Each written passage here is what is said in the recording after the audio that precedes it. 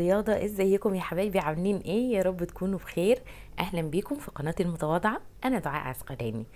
لو اول مرة تشرفيني في القناة بتاعتي ما تنسيش تعملي لايك للفيديو وسبسكرايب للقناة وتفعلي زر الجرس علشان يوصلك كل الفيديوهات الجديدة اللي بننزلها ان شاء الله. اكتر يوم بحس ان انا فرحانة وطايرة فيه من الفرح اليوم اللي بيبقى فيه عندي اكل من اليوم اللي قبله. ببقى فاضل لي جناحين وخلاص هطير. اليوم ده بيبقى فرصة جميلة جدا علشان اخلص كل الحاجات اللي ورايا اللي مأجلاها من الايام اللي قبلها. اول حاجة عملتها دخلت طبعا على البلكونة وكل الحاجات اللي كانت متأجلة خلصتها فيها. بعد كده دخلت على المطبخ وفضيت الرخامة تماما وغسلتها، وكمان غسلت الحيطة وفضيت الرخامة تماما علشان الخطوة اللي بعد كده. اكتر حاجة بتحسسني بارتياح نفسي لما افضي الرخامة تماما مخليش عليها اي حاجة، بحس براحة نفسية رهيبة. قولولي لو انتوا زي كده، اكتبولي تحت في الكومنتات. دايما بفضل الاكسسوارات او الحاجات اللي بتتعلق على الحيطة اكتر من اللي بتتحط على الرخامة نفسها، علشان الرخامة يدوب بتكون لتحضير الاكل او بتحطي عليها الاكل بعد ما بيجهز قبل ما تقدميه على طول. هنا بقى عايزة اكلمك على حاجة لو لقيتيها ببلاش ما تشتريهاش. ايه هي الحاجة دي؟ الفوط المايكرو فايبر. طبعا الفوط دي انتشرت بشكل كبير جدا في كل الاماكن وفي كل المحلات بتاعة الادوات المنزلية او الرفايع، وتستبدليها بالفوطة القطن، الفوط العادية جدا. انما الفوطة دي يدوب بتمسح بس مش بتنشف، بتمسح بس مش بتنشف. هي حلوة لو عايزة تلمي بيها حاجة، تلمي بيها رغوة، اي حاجة تمام معاكي. انما كتنشيف ملهاش اي 30 لازمه في الحياه. الفوط القطن العاديه بتاعتنا اللي زي بتاعه الوش بس اللي هي ايه، الحجم الصغير. ودول كنت خلاص خرجتهم جداد كانوا عندي، بس طبعا ما كانش ينفع ان انا استخدمهم غير لما اغسلهم الاول. اديت لهم دوره بسيطه كده علشان ابدا استخدمهم في المطبخ عندي. انا عن نفسي بحب الحاجة العملية اللي تفيدك في المطبخ وما تبقاش عبء عليكي. يبقى الاسم عندك فوطة بس ما بتعملكيش حاجة. بعد كده رحت على الدرج بتاع الخضار علشان كان محتاج يتنضف. زي ما انتوا شايفين اخدت المنظمات دي، انا قبل كده عملت معاكم فيديو لما جبت المنظمات. هي بصراحة نظمت لي الدرج بتاع الخضار لان كان كل حاجة بتبقى على بعضها. هاخدهم علشان اغسلهم واسيبهم ينشفوا على الرخامة، وبعد كده هروح اظبط الدرج نفسه.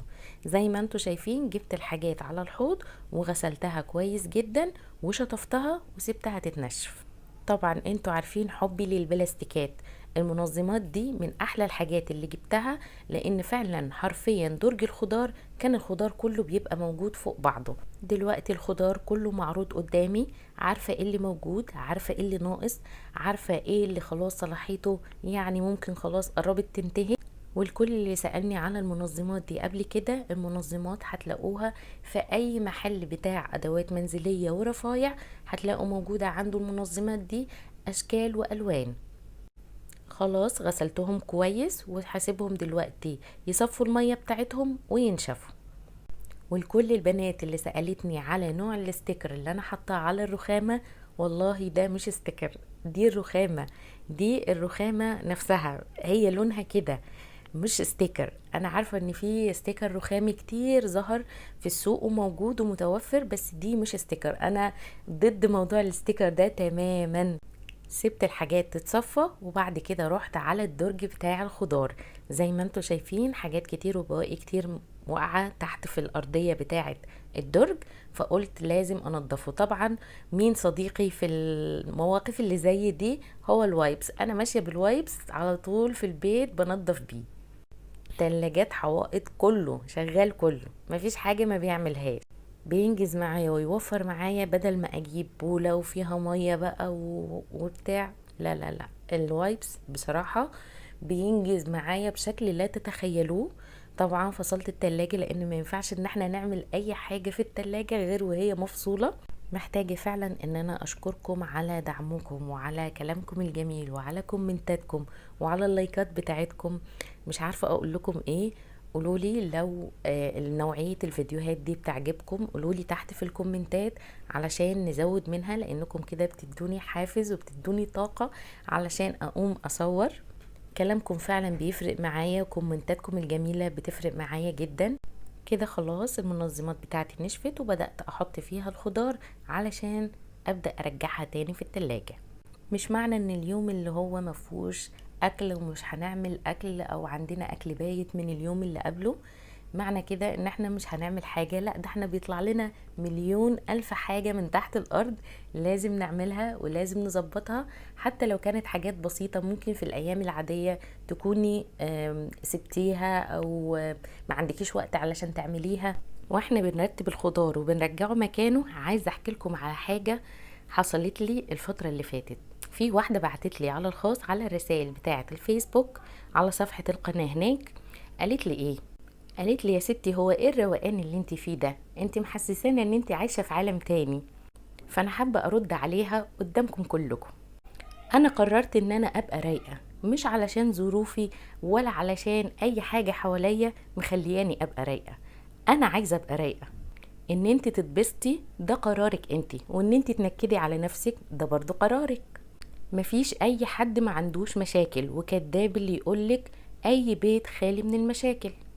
الفرق الوحيد ان انت بتدخلي الفيديو بتاعي علشان تاخدي مني طاقة ايجابية، فمش معقول اول ما تفتحي الفيديو اصدر لك كل الطاقة السلبية، او اقول لك ده انا عندي وعندي وعندي، وافضل اندب وافضل اعيط علشان الم مشاهدات، وعلشان المتابعين يدخلوا لي.